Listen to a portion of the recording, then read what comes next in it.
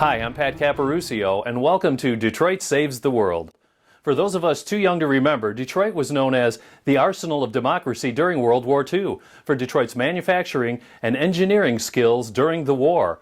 Without the production of planes, tanks, and all types of motorized vehicles, there's a good chance that we would now be speaking Japanese, German, or even Russian.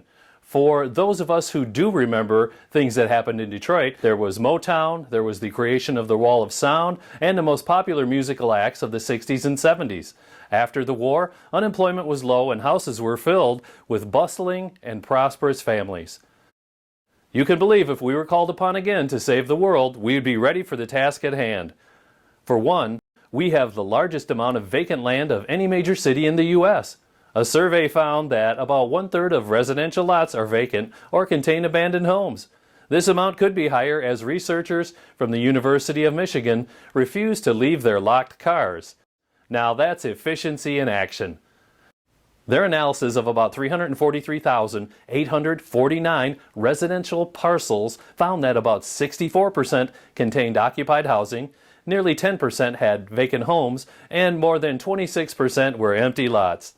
With a good supply of cheap housing and vacant land, Detroit will lead the nation in the creation of jobs for movers as people from other states and countries move in, remodeling crews to rebuild and remodel housing, and of course, tax collectors to collect revenue on the increased property value.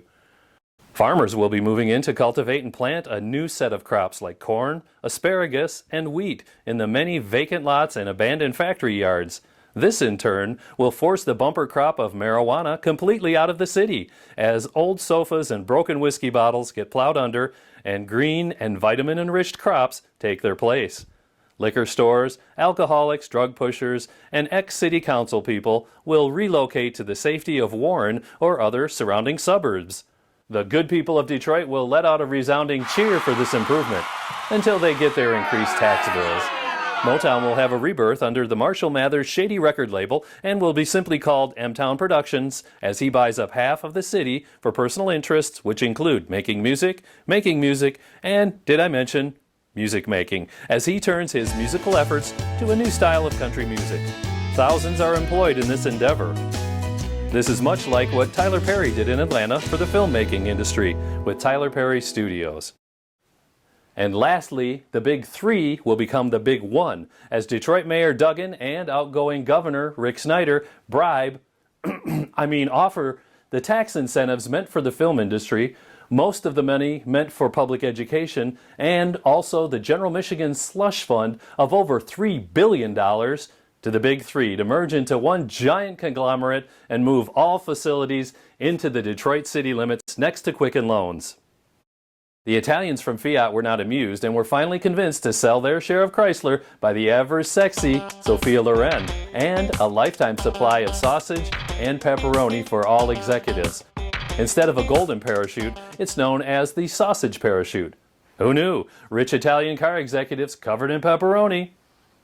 As other large cities across the world develop these philosophies, we will see an increase in music, a decrease in film production, and less educated children, plus national companies that control their industries and enjoy political favoritism. Sounds like something that's been done before? I'm Pat Caporuscio. Stay tuned for the next installment of How Detroit Saves the World.